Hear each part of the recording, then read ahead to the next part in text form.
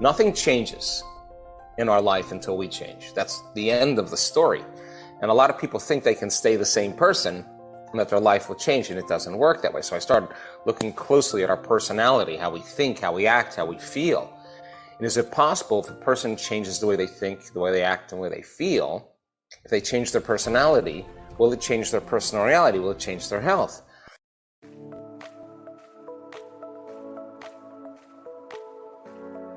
Welcome to Good Vibes. We are dedicated to raise your vibration to make you inspired and make your day. Before we start, hit the subscribe button and the bell button next to it. As you see, most of you guys that enjoy our videos aren't subscribed, so subscribe and don't miss our new videos. Enjoy the video. Rehearse new ways of being in our mind and begin to teach our body emotionally what a future event will feel like before it happens. If the environment signals the gene according to epigenetics and the end product of an experience in the environment is an emotion, could we signal genes ahead of the environment? Is that what these people did, and is that what I did? So I did my best to demystify the process and use it on people to see how if they could change. And for the first couple of years, not a whole lot happened. I mean, people felt better at the end of a workshop, and then after a couple of years, we started seeing people step out of wheelchairs, and we started seeing people cancers go into remission right in a weekend event. And that's when I knew that I had to start measuring. And that's when I knew I had to really look to see what was going on in the brains of these people. So I assembled a team of scientists and researchers. We've measured over 12,000 brains now, maybe even more than that. And I wanted to see people's brains before they came to an event, put them through the rigor of transformation, keep them in the same environment, give them the right information, have them understand what they're doing, understand why they're doing it, use science as the language to demystify the process so the how gets easier, and assign meaning to it. And if you can put intention and meaning behind it, could we get better results? And so we want to also scan brains in real time. I wanted to see your brain, Glenn's brain, in a meditation when he is either overthinking and overanalyzing, or he's learning how to suppress his analytical mind and get into the operating system where those subconscious programs exist. And the word meditation, really one of the important elements is to teach people how to self-regulate and create more coherence and change their brain waves so they can really begin to reprogram themselves. Living in stress is living in survival. Mm-hmm. And survival is a very primitive mechanism that allows us to really adapt to an environment that's threatening or dangerous. The moment you perceive a danger or threat, you switch on an autonomic function in your body, the sympathetic nervous system, and there's an arousal.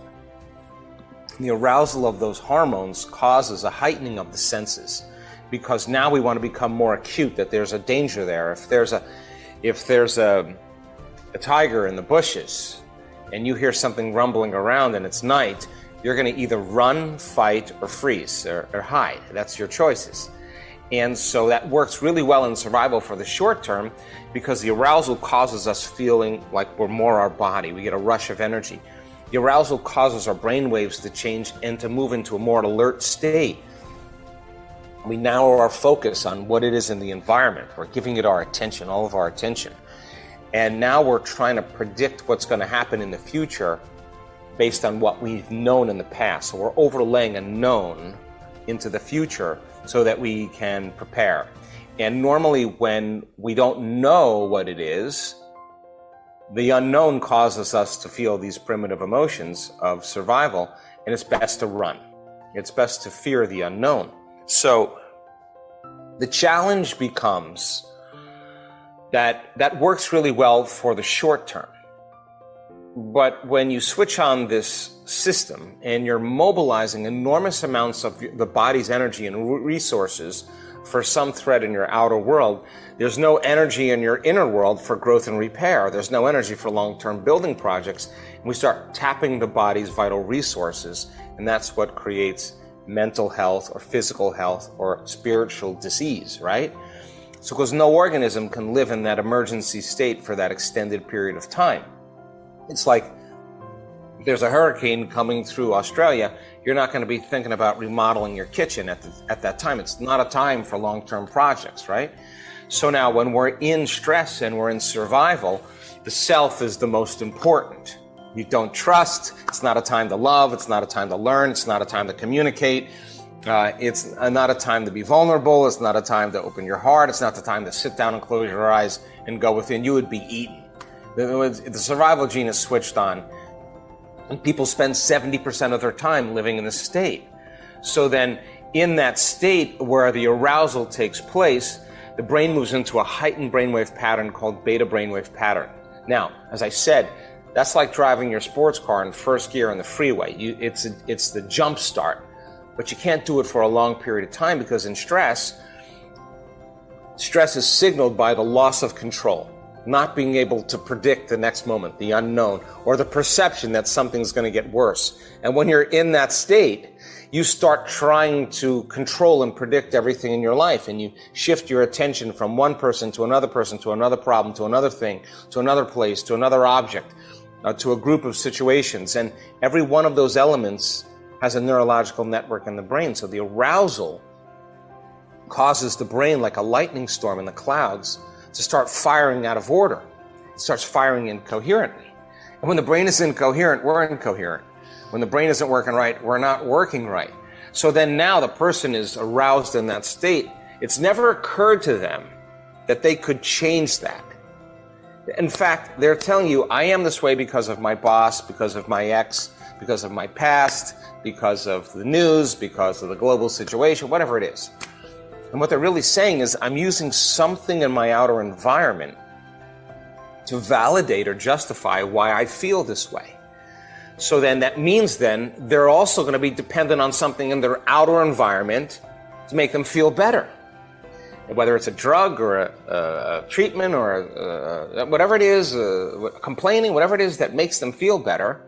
And the moment they notice that they've done something and they've used something outside of them to make that feeling go away, they'll pay attention to what it was. And every time they feel that feeling, they'll become dependent on it. So now they're more dependent on their environment. So then the subconscious program is, when things are good, you feel good.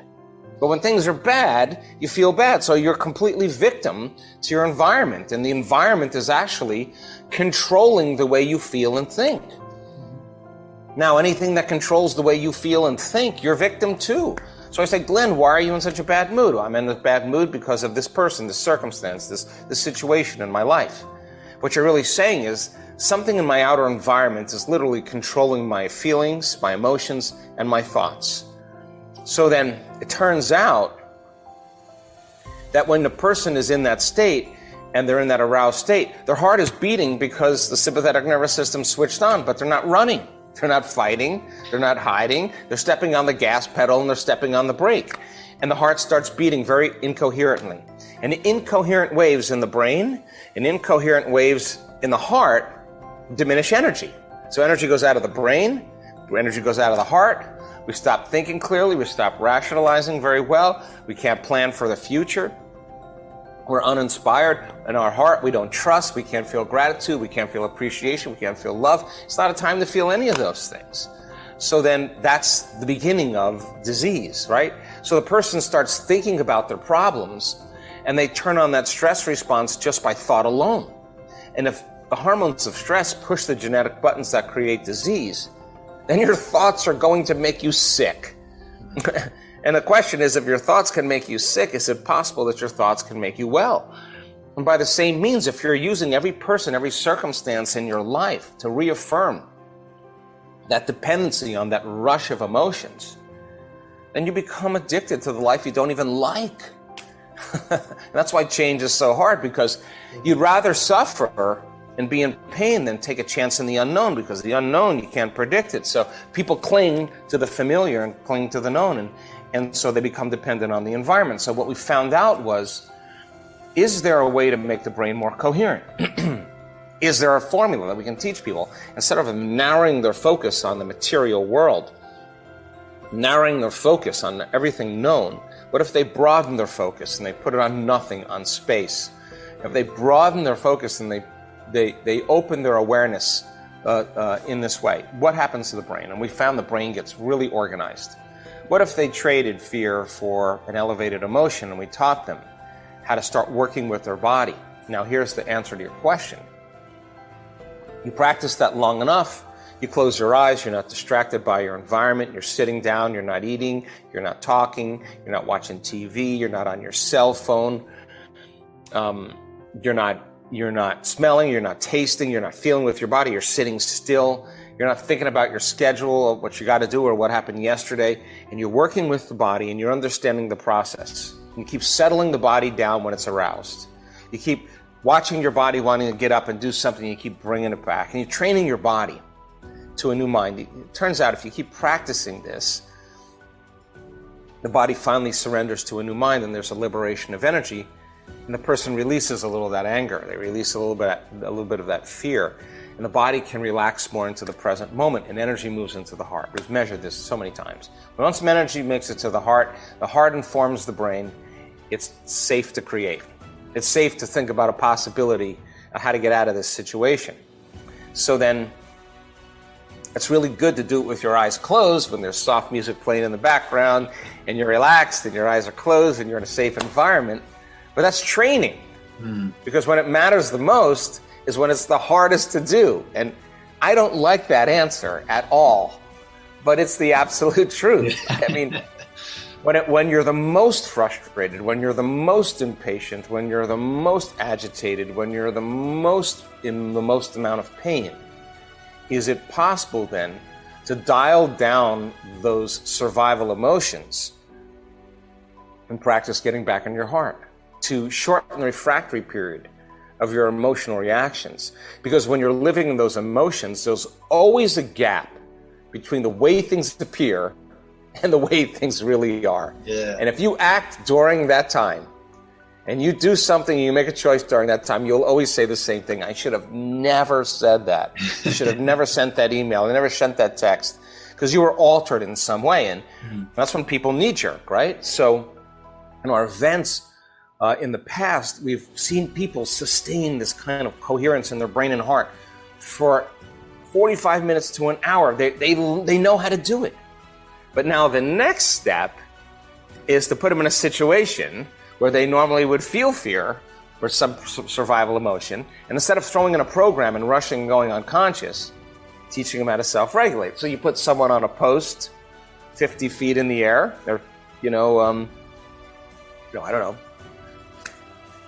25 meters up there, and you get somebody, or 20 meters up there, you get somebody standing on that post, and they're wearing a heart rate monitor, and it's not whether they succeed or fail, it's whether they can practice slowing that state down. And if they can do it there, they'll do it really well in their life. So then when everybody else is in fear, you seem to be calm and present.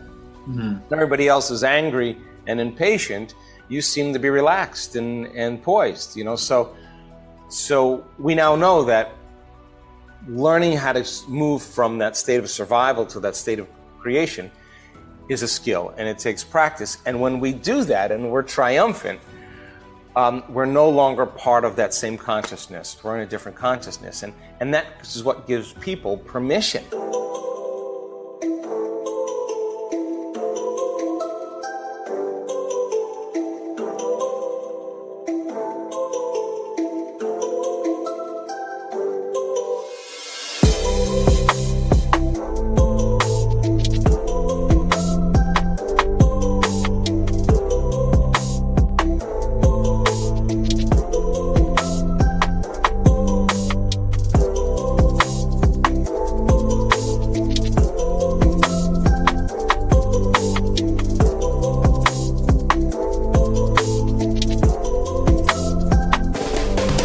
When they observe you, they'll say, Glenn, you're really different than everybody else. Something's different about you, because you're not showing up like the collective. You're showing up in a different way, and that gives them permission to try it out as well. And I think that the biggest thing is that we can't face these challenges and this chaos in the same emotions that has actually created them. We can't live in fear. We can't be hostile. We can't be prejudiced. We can't be segregated. We can't be impatient. We can't demonstrate. That's all the stuff that's unraveling right now, and we have to really demonstrate order, coherence, and give people the permission, in a sense, on some level, to do the same. So I'm a work in progress, and for me, if I'm alive the next day, I got another chance at life, and I always ask myself, just really like the same questions in the beginning of the day. Who do I want to be? And who do I not want to be? And if I could sit down and remind myself how I'm not going to think, how I'm not going to act, how I'm not going to speak, how I'm not going to feel, and become so conscious of those unconscious states of mind and body that I would not fall prey to them the entire day, that's a victory. And that's going from to a greater level of understanding about myself. And if I said to myself, who do I want to be when I open my eyes? And how do I want to live this day? What thoughts do I want to fire and wire in my brain? And I start firing and wiring them with intention and attention, I'm going to put new hardware in my brain.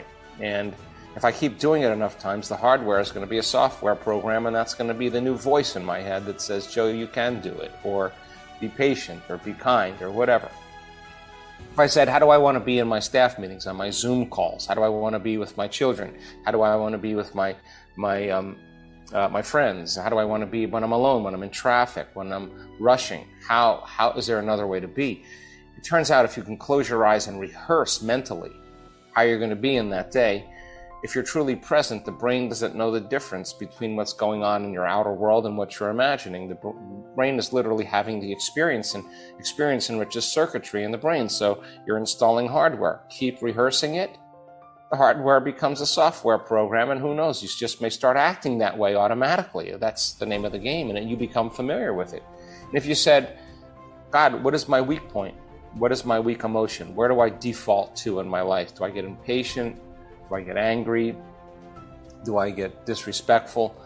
Okay, if I could today teach my body emotionally how I want to feel, and I got to remember this feeling, and I got to keep my attention on it again, keep it alive with my awareness, and feel the feelings of my future before it happens, and if I can maintain this modified state of mind and body my entire day, independent of any condition in my environment, any drive, any need, any emotion, any habit in my body, and independent of time, I can sustain it. There should be something weird or something unusual or something new to show up in my life. And then at the end of my day, I could say in my imperfectly perfect self, how'd you do? How'd you do today? How did you do? Where did you fall from grace? Where did you lose it? How could you do it better tomorrow? And if you could come up with an answer, what would love do? What would greatness look like? Remind yourself that I think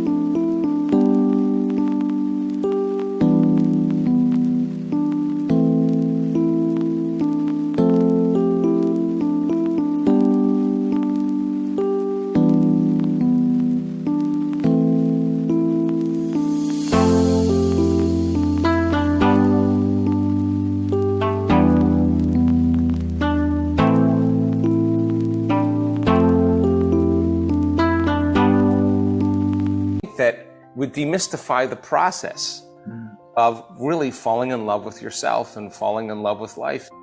I hope you enjoyed this amazing speech by Joe Dispenza. Before we start with Complete the Quote Challenge, hit the subscribe button and the bell button next to it. As you see, most of you guys that enjoy my videos aren't subscribed. So subscribe and don't miss any of the new videos. We'll continue with our daily challenge. Can you complete the inspiring quote and give us the right answer? If you can do it first, you're the daily winner. Many of you knew the right answer the last time, so congratulations to everyone with the correct answer. We were looking for 2 words and the quote was Joe Dispenza's, and it goes like this. Just as thoughts are the language of the brain, feelings are the language of, and the correct answer was the body. So, just as thoughts are the language of the brain, feelings are the language of the body. Today we also have the quote that belongs to Dr. Joe Dispenza. It goes like this.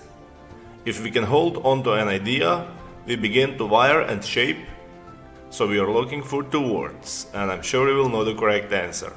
Write your answer in the comments below the video. Even if you're not sure, try and guess. You might be the winner of this challenge. If you love this video and find it helpful, give your thumbs up and share it with your friends. help me make this video more popular. Don't forget to subscribe and hit that bell button so you don't miss my new videos and new challenges. So hit the bell button and you'll get noted when my new video is published. If you really like what we do here and want to support us, you can join our channel and our community for a symbolic fee and get many other additional features. You can do that by clicking the join button next to the subscribe button, or you can click on the link in the description of this video. Stay good and have a great day!